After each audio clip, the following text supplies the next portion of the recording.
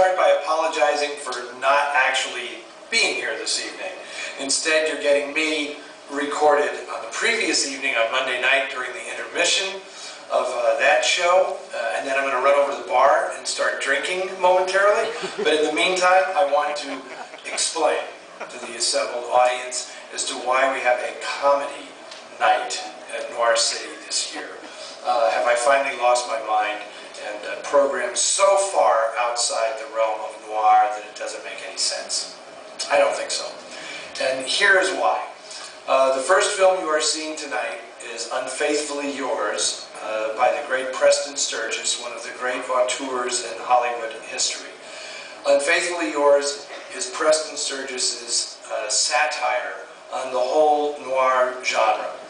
And what makes this film kind of fascinating is that he initially conceived of it in the early 1930s when he first got to Hollywood.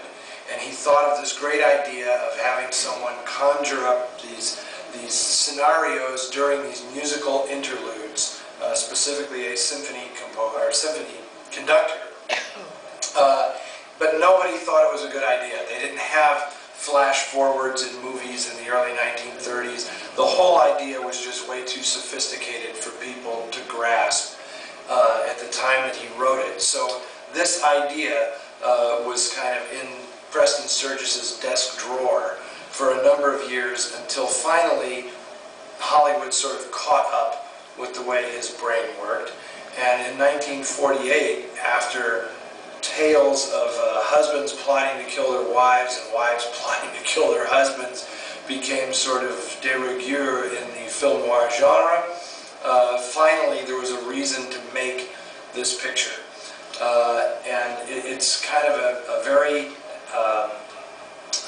timely, for the period, take on the whole rise of the noir genre in Hollywood. Sturges cast Rex Harrison in the role.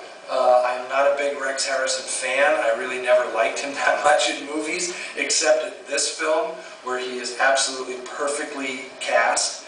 A little bit of interesting trivia about the movie is that the movie was prepared to be released in the summer of 1948, but Rex Harrison actually was having an affair with the actress Carol Landis, and she committed suicide. And Rex Harrison is the person who discovered the body.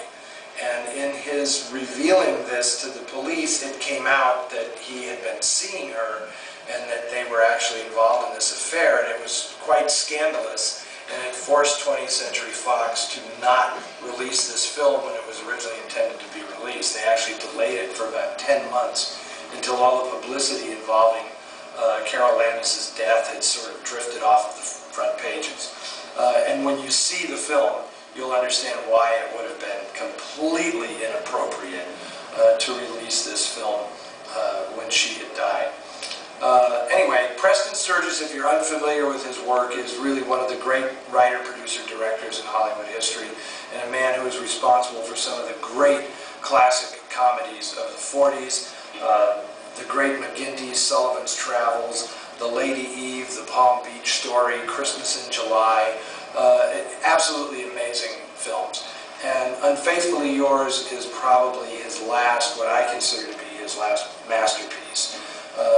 And not just because it's such a fabulous send-up of the noir genre, but because it's just an uncomfortably funny movie. And even though it is a comedy, I actually believe that it probably is one of the darkest and most mean-spirited movies that we are showing in the festival. And I hope you agree with me. And this film was remade in the 1980s with Dudley Moore playing the Rex Harrison part, but trust me, the film that you are about to see is the much, much better version. So I hope you enjoy Unfaithfully Yours.